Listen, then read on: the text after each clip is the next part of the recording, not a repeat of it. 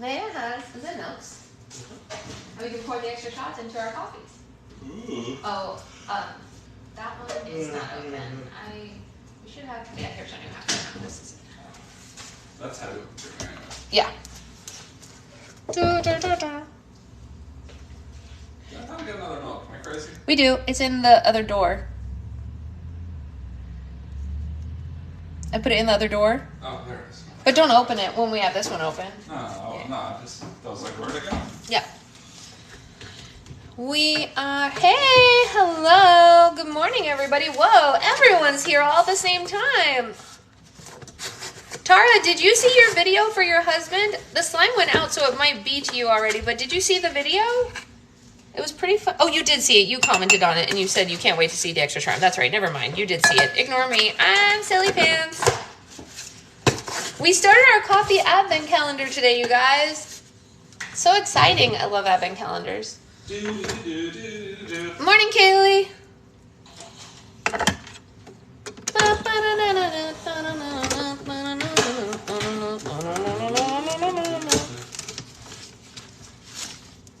You don't need to keep this, right? What's that? Sherlock? Oh, no. How's everyone doing this morning? Anyone got anything interesting going on today? It arrived yesterday, but I saved it for my husband to open today. That makes sense. That makes perfect sense. I'm glad it arrived safely. I'm glad that he's going to open it, and it's pretty funny. It's a butter, so like it literally won't move, which is great, right? Obviously. All right. Can I be honest? I don't remember what land we were in yesterday. Oh yeah, I do. We were in Camelot. That's right. We were with Arthur. I totally forgot. You've got to make your second. They were definitely getting there.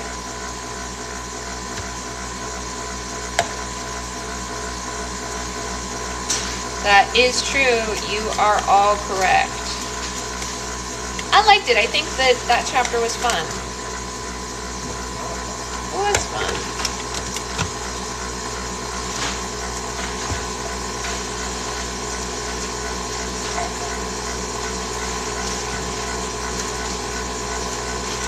Chant, new washer, new washing machine. Yay! Yeah. It is nice. It is nice.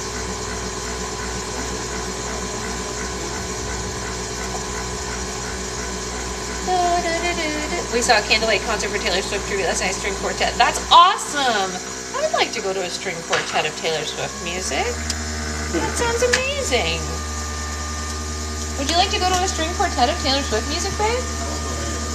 Oh, well, thank you. But would you like to also go to a string quartet concert of Taylor Swift music? Yeah, sure. Sounds fun, right? Remember how I was seeing those ads for the Candlelight string quartet? We should do that. I want to do it. Yeah, I want to do it too.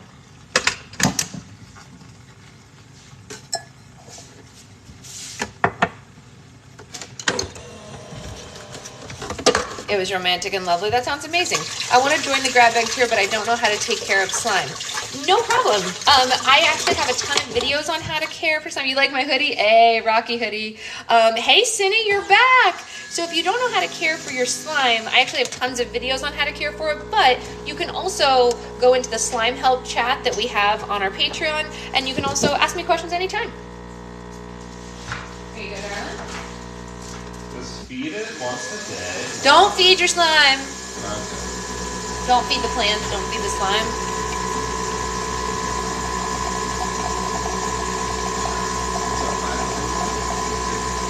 Oh yeah, how's our little baby doing? Oh, I can. No, it's pretty similar to how it was yesterday.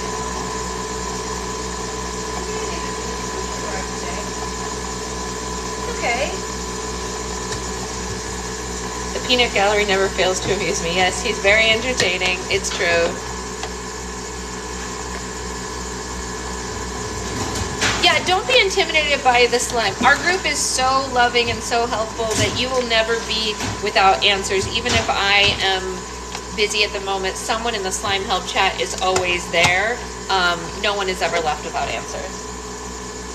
No Slimer left behind.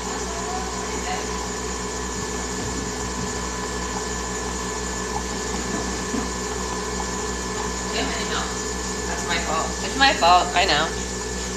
Too many milks. I gave up on the sugar-free creamer stuff. With sugar tastes so much better. I mean, that's fair. That's fair. Yeah, we have a really great group, Maddie, so you'll never be alone. Everyone in there, like anyone who's having struggles, posts like what they're dealing with, and other people are like, oh my gosh, me too. Or they're like, do this, I figured it out, or like whatever. It's great. It's super fun. Supportive, that's the word. Thank you. And Cindy's back. She's been gone, you guys, for like it felt like over a week. Maybe it was only a week and I'm just exaggerating. We're always watching, Wazowski. Always watching.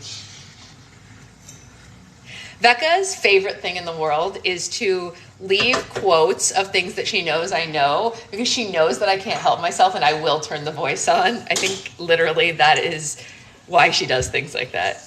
It was just a week. This day has definitely been a week. Yeah, it definitely has been a week. And songs, yes. She'll leave song lyrics or quotes that happen in other like voice types on purpose because she knows that my brain can't help itself.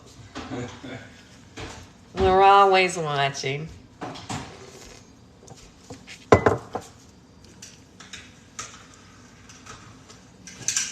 Samantha? I don't even know a Samantha.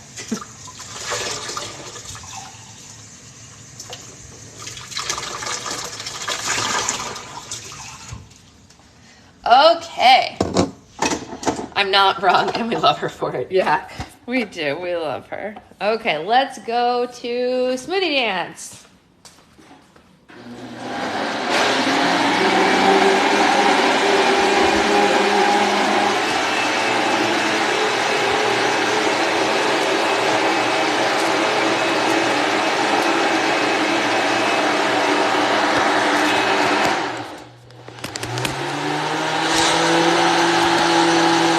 That's true. I do get it.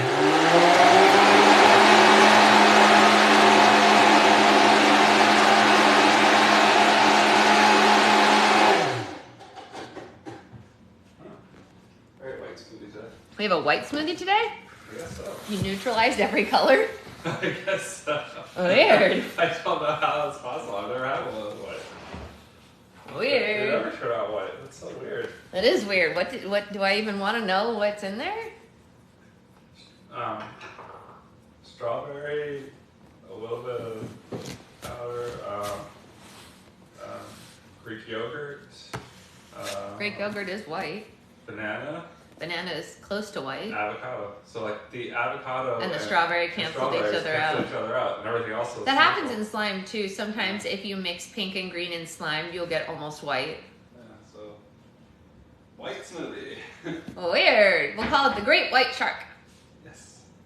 Becca said just egg whites, all of it. Oh There's no. egg all the way down. Yes. There's no egg on it. Merry Christmas, everybody. But you have to admit the egg one was very smooth. It was very smooth. You are correct. Egg in a smoothie is amazing, everyone. I know everyone's afraid of eggs, but raw eggs aren't gonna hurt you. Thank you, honey. She said eggs would make sense since I'm wearing my Rocky hoodie. Oh yeah. Okay. Maybe if I ever get a Gaston hoodie, then eggs will make sense for me. A what? Gaston hoodie. What's that? Gaston? Oh, Gaston. Oh, Gaston, not Gaston.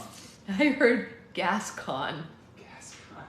And I was like, what's Gascon? They heard Gaston and they're mad at me now. You like how she repeated what I said exactly the same, and then I was like, oh, okay. Wow. Ah! It's November and therefore it's still spooky. No, not mad, just shocked. I misheard, you guys. It's fine. Renee, how are you? Okay, Allie didn't hear Gaston either, so. Sorry, I was stopped off nose. It is what it is. It's Christmas until Thanksgiving. Agreed. It's Christmas until Thanksgiving and then immediately Christmas again. one half day of Thanksgiving in between Christmas. Becca said both of us need to go to an audiologist and get our hearing checked. Not you, me and Allie, who misheard you. She's on your side. What are they called? An audiologist? Audiologist. Huh. Never heard of that before. Me either, but she just had, because, you know, kids get checked at certain ages, so her kids just got checked, so I guess that's probably why she knows. No, it's Christmas, and then Christmas, and then Christmas again, yeah. Probably teaching is a loud profession, and I'm loud. Yeah, well, I'm from a loud family, so. Okay, I just got a spoiler alert about where we're going next. Probably, since we're in Camelot with Mother Goose and Alex, I'm guessing that the next chapter is about Connor. So I saw the chapter heading, so I'm not going to guess, but does anyone want to guess where they think we're going next? What place do you think we're going next? You're going to love this. Middle Earth. Oh, no. Not Middle Earth. Narnia. No, not Narnia. Uh, New Orleans? What? I don't even know how to say that word, Becca. New Orleans? No, otarneologist. Otarneologist. Wow. I have no idea how to say that. Old She's a Otarneologist. All right, well, I will read the chapter heading, and that should tell What you. were the guesses? They just guessed. I read them to you. Middle Earth, New Orleans. Oh, okay. All right. This is chapter 22. The Merry Men of Sherwood Forest. Dun dun dun, babe, we're going to Robin Hood. That's exciting. I know, you love Robin All Hood. these chapters are for me, basically. I know. It's very exciting for you. Yeah. No. Yeah. And they did it on the days when you get to listen. My How two nice of favorite them. Disney movies. Yeah, Literally. right in a row. Okay, here we go. Once Connor, the Tin Woodsman, and Peter were thrown into the book, it didn't take long for the words of the story to form a world around them. A word stretched beneath Connor's feet, and before he had time to read it, the word turned into liquid, and Connor sank into a large body of water. A strong force pushed him deeper and deeper into the water. He was so discombobulated he didn't know which way the surface was, or even if there was surface to be found. He stretched his arms and legs as far as he could to find something to grab, but he was alone in this world of water. Connor was drowning in the ocean of a literary world. Just as Connor was fearing the end was near, he felt a hard hand grab the back of his shirt and lift him upward. The next thing he knew, he was lying on a wooden floor. He rolled onto his back and saw the Tin Woodsman and Peter looking down at him. "Connor, are you all right?" the Tin Woodsman asked. "You landed in the stream and you had quite a fit." "I was afraid that I landed in the ocean of Moby Dick or the Swiss Family Robinson," he said. "It's not even that deep," Peter said. "You must be a terrible swimmer." Connor sat up and looked around. He and his friends were on a narrow bridge over a shallow stream. They were in the middle of a forest with tall and thin trees, but there was nothing unique enough to help him recognize where the forest was. "Does this place look familiar?" the Tin Woodsman asked. "No," Connor said. "Quick, we need to find the book. It's got to be here somewhere." They spread out and searched the woods. "Connor, I found it," Peter said, and he pointed to a green book floating down the stream. "After the book!" Connor shouted. He dove into the stream and swam after it. Peter flew above the water and tried to grab it, but the stream's current picked up and sloshed it around. Just as they both narrowed in on the book burst into flames. Even though it was soaked and surrounded by water, it burned into ashes, and the stream washed them away. Connor felt like the wind had been knocked out of him. His uncle must have destroyed it in Wonderland. They were trapped. "The book's gone," Connor said. "What happened?" the Tin Woodsman asked as he watched them from the bank where it was dry. Connor shook his head. "We're stuck, and that means my sister and Mother Goose are probably stuck wherever they are, too. We'll never get to the kingdoms in time to warn them. They'll never have time to prepare for the army coming." Connor crawled out of the stream and sat on the ground. He covered his face with his hands. The Tin Woodsman lowered his head and placed a hand over where his heart should be. "Don't worry, lads," Peter said. "The Lost Boys will come for us." "They're in a different dimension, Peter," Connor snapped. "How do you expect them to rescue us?" "How do you expect them to rescue us?" Peter mocked him. "This is serious, Peter," Connor yelled. "We might be trapped here forever." "We might be trapped here forever?" Peter said, the reality of the situation hitting him, and he descended to the ground. "So, I may never see Neverland or the Lost Boys again?" Connor sighed. Yeah, I'm afraid so. Peter sat on the ground with his legs spread out in front of him. His mouth fell open and his eyes filled with tears. No, there must be something that we can do, the Tin Woodsman said.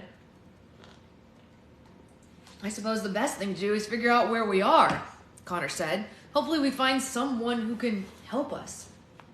They journeyed deeper into the forest but found nothing for miles. Peter flew into the sky for a better view and saw a large stone structure in the distance. They figured it was their best option for the time being and headed toward it. Along the way, they spotted a large piece of parchment pinned to a tree. It read, Wanted, dead or alive, the thief, vandal, and outlaw, Robin Hood of Locksley, by order of the Sheriff of Nottingham, reward if caught. Connor read the poster a few times just to make sure he wasn't imagining it. Of all the places to be stranded, he figured, well, it could have been much worse. Guys, we're in Robin Hood, Connor said. The Tin Woodsman and Peter were excited to hear it, but their smiles faded quickly. Who? The Tin Woodsman asked. Is that Red Riding Hood's brother? Peter asked. No, but this is good news. Robin Hood is a hero. If anyone can help us in this world, it'll be him. We've got to find him. The Tin Woodsman and Peter eyed the poster suspiciously. If he's a hero, why is he wanted by the Sheriff of such and such? The Tin Woodsman asked. The Sheriff of Nottingham is the bad guy in this story, Connor explained. Robin Hood steals from the rich and gives to the poor. He's the guy we want to find. I say we capture Robin Hood and turn him in for the reward, Peter said. Surely being rich will help us more than a criminal can. I think the boy has a point, the Tin Woodsman said. On the spot, the Tin Woodsman and Peter began making plans to capture the outlaw. They ignored Connor, who frantically shook his head at the idea. Guys, Connor said, we're not going to kidnap and kill Robin Hood. An arrow came out of nowhere and pinned Connor to the tree. He screamed in agony but stopped once he realized the arrow was stabbing through his sleeve and not his arm. 2 arrows pinned both the sides of Peter's pants to the tree beside Connor. Indians! Peter screamed. There are no Indians in Sherwood Forest, Connor said. Besides, the correct term is Native Americans. An arrow hit the Tin Woodsman's back, but it broke apart on impact. A bundle of arrows pelted the Tin Woodsman. Arrows bounced off his metal body. The Tin Woodsman retrieved his axe and sliced the oncoming arrows in mid-air. This night is impenetrable, a voice called from somewhere in the treetops. Merry men, attack! And before they knew it, 4 men and 5 horses charged through the forest. The men jobbed off their horses and circled Connor, Peter, and the Tin Woodsman with their weapons raised. One of the men was enormous, standing 7 feet tall at least, and he held a long staff. A rather flamboyant man who wore clothes made of red silk and a large feather in his hat held a sword in each hand. A short and plump padre was amongst the men and held a crucifix like a Bible and a sword, Bible like a sword and a shield.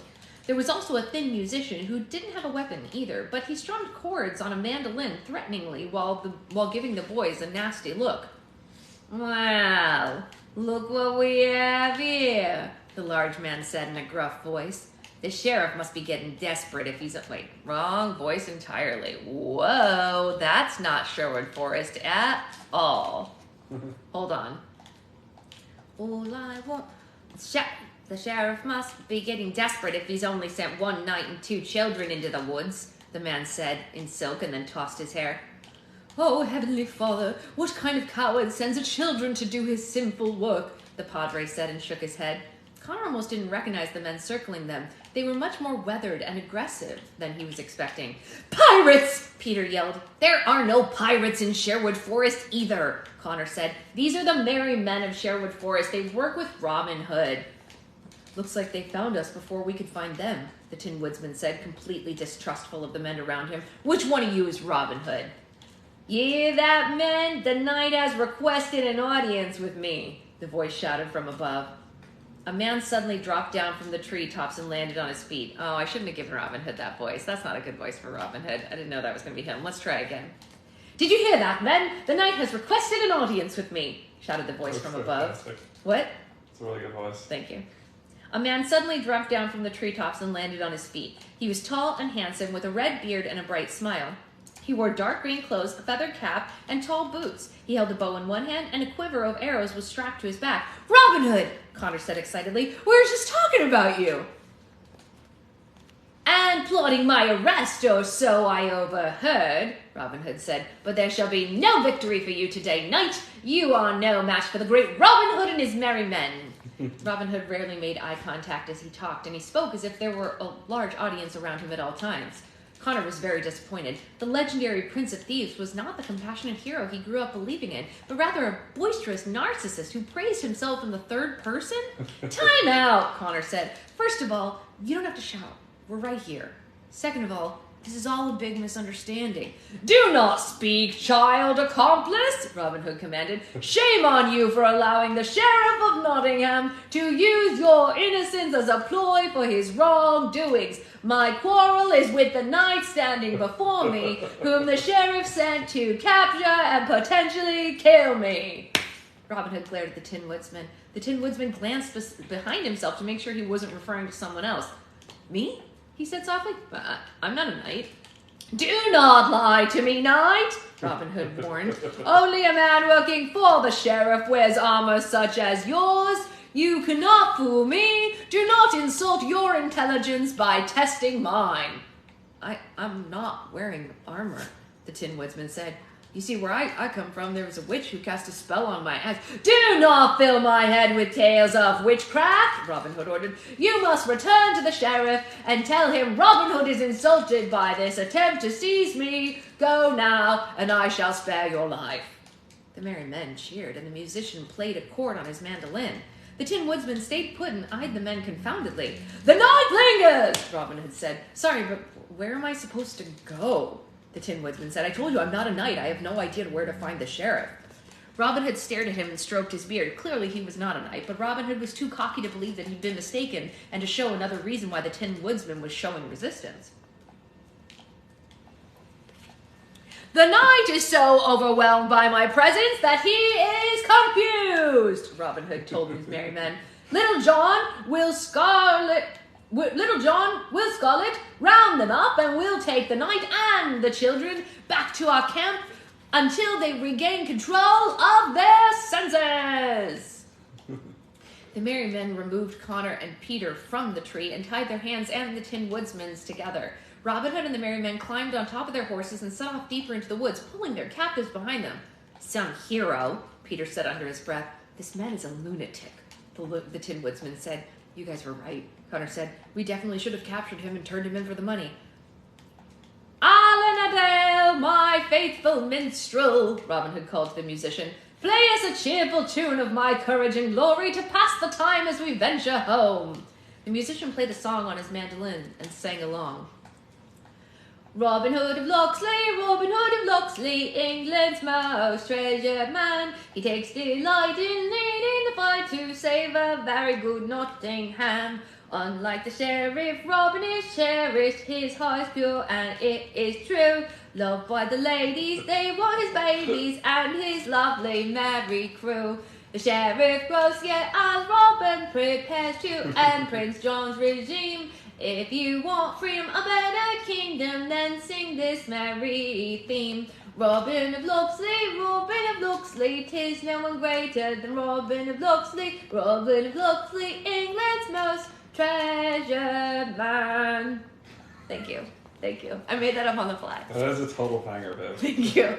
I came up with the tune all by myself. It's really good. It's amazing. I can't believe you did that. Off the cuff. It felt right. You're welcome, Becca. That's amazing. It felt right. I should have been born an old-timey musician Oh with a band. You should have been. You're so good at that. I didn't think it was going to go that well, but it worked out really nicely. I've been surprised myself. I need a recording of that so I can just play it. Maybe make it my ringtone.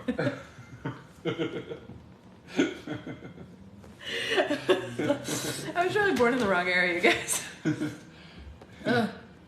That's funny. Okay. The merry men sang the song over and over again as Robin Hood played conductor, irritating Connor, Peter, and the woodsman to no end. By nightfall, they had arrived at the camp, which consisted of half a dozen tents around a small campfire. The merry men pulled their captives into a tent and tied them to a pole. The singing continued outside once the merry men gathered around the campfire, forcing Connor, Peter, and the Tin Woodsman to endure several more hours of terrible lyrics praising the terrible man. This is going to drive me insane. I live on a deserted island in outer space with little boys. I've got patience by the ton, Peter said, and shoved Connor as if he could do something to solve the matter. I don't know why you're shoving me, Leaf Boy, Connor said and pushed him back. Because we wouldn't be here if you and your sister hadn't lost control of your uncle, Peter said. I need that to be the alarm that wakes me up at 4 in the morning. We'll download it from TikTok and everyone can use it for their desired purposes. Yeah. I'm going to put it on iTunes for 99 Put it cents. on Spotify or iTunes.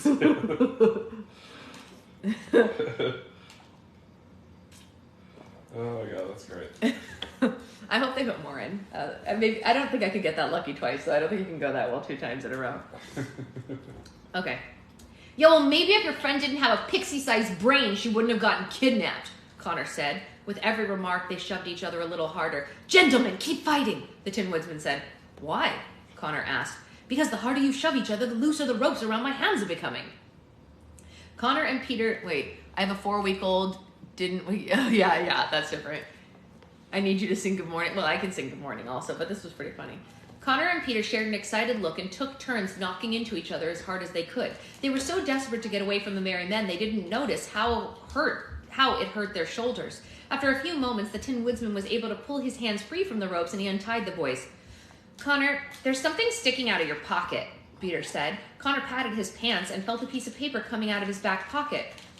Knocking back and forth into Peter must have pushed it up. He unfolded it and his eyes grew twice the size when he discovered what it was. Guys, it's a page from The Wonderful Wizard of Oz, he exclaimed. We can use it to get back to Oz and then get back to the fairy tale world. Don't we need a potion to do that? The Tin Woodsman asked. We'll make the potion. I have the recipe memorized. Connor was beaming with joy.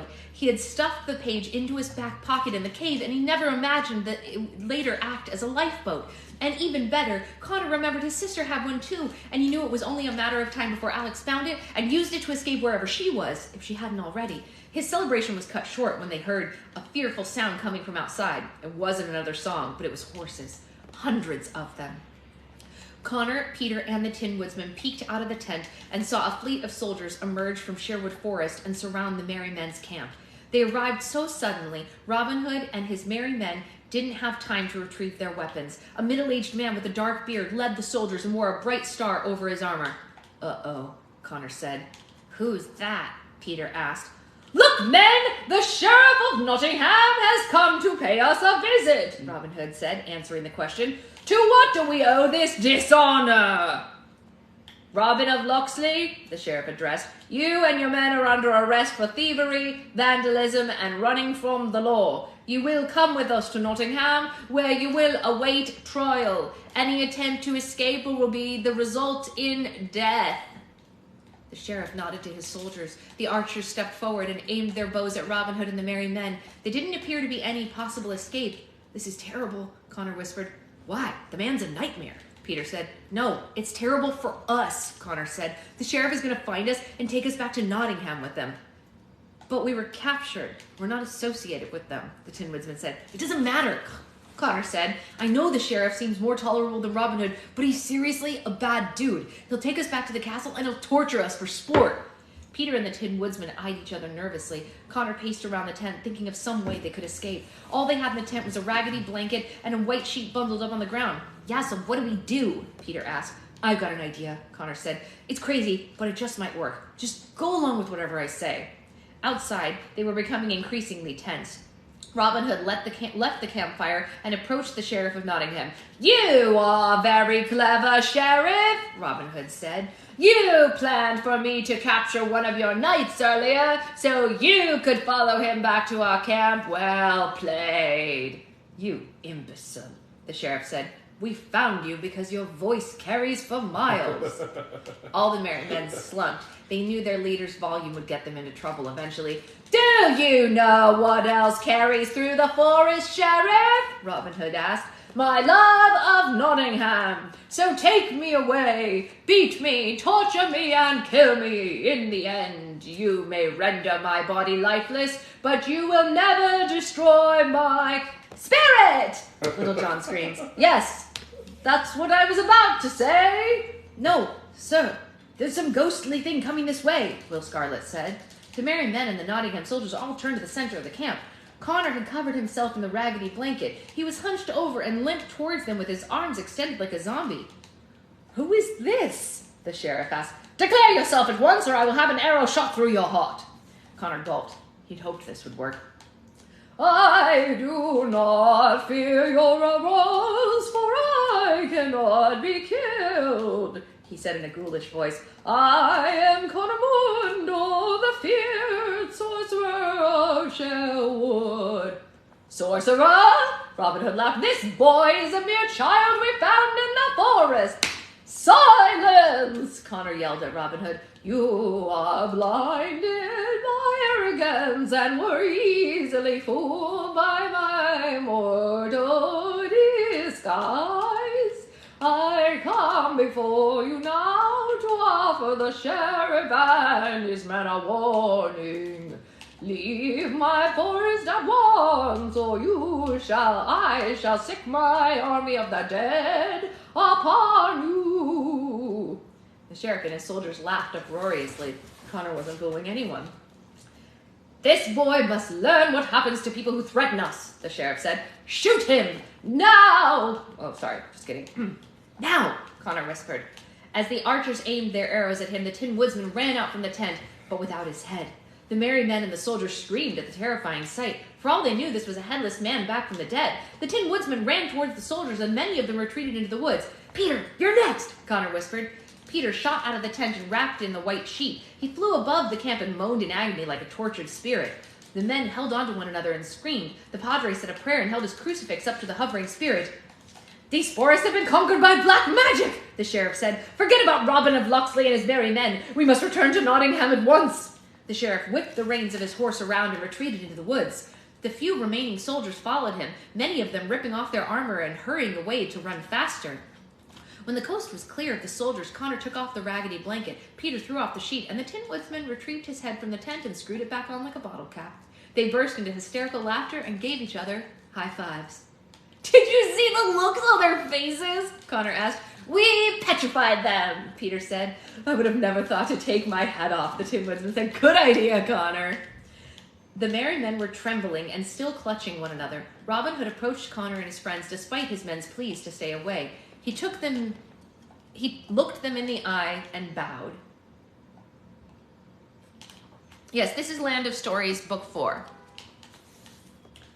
Oh, great sorcerer of Sherwood Forest, Robin Hood said, you have saved my merry men from the gallows. We are eternally grateful and shall spend the rest of our days as your humble servants. The merry men followed his example and bowed too. The Tin Woodsman and Peter grinned and nudged Connor forward. At first he thought about telling Robin Hood and his men the truth about who he was and how he and his friends had come to Sherwood Forest, but on second thought, he was afraid the truth would cause their heads to implode. Their current situation seemed much more beneficial. You are welcome, Robin of Locksley, Connor said, and I'll take you up on that. We will do anything for you, sorcerer, anything at all, Robin Hood said. Well, in that case, Connor said, absolutely no more singing about yourself, and you don't have to call me sorcerer. It's already getting old. I'm Connor Bailey, and this is the Tin Woodsman, and that's Peter Pan. Robin Hood kissed their feet. Had he not been such a pretentious jerk, it might have been a bit uncomfortable, but they enjoyed seeing him so humbled. Connor Bailey, Tin of Woodman, and Peter of Pan, Robin Hood said, allow me to formally introduce the merry band of men behind me. Little John, Will Scarlet, Friar Tuck, and my minstrel Allen Adale. Each of the merry men stood upright when his name was called and fell back into a bow. Your request is our command, Robin Hood declared. Fantastic, Connor said and rubbed his hands together. First thing tomorrow, I'm going to give you a list of items that I need help collecting. Consider it done, he said. Connor had been right all along. Robin Hood would prove to be very helpful.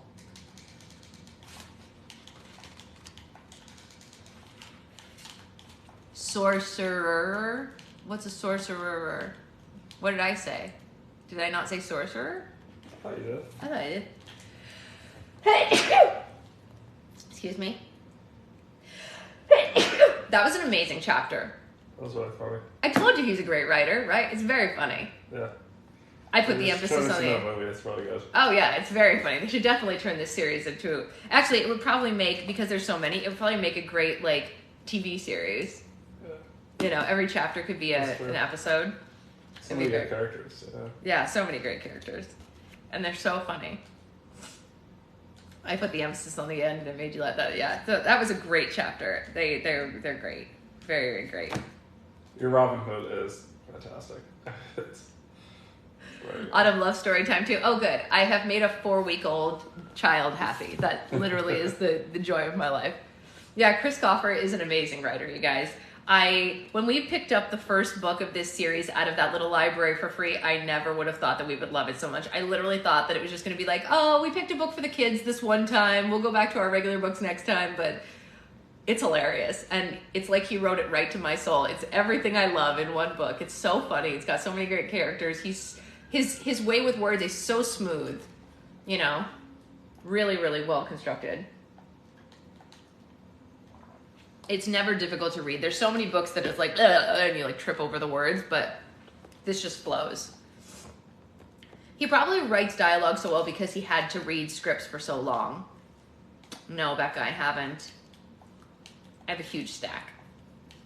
What? Books to read. Oh, yeah. She asked if I finished that fairy book that we put aside, but I haven't yet because I've been reading that other one that I had first. Mm-hmm.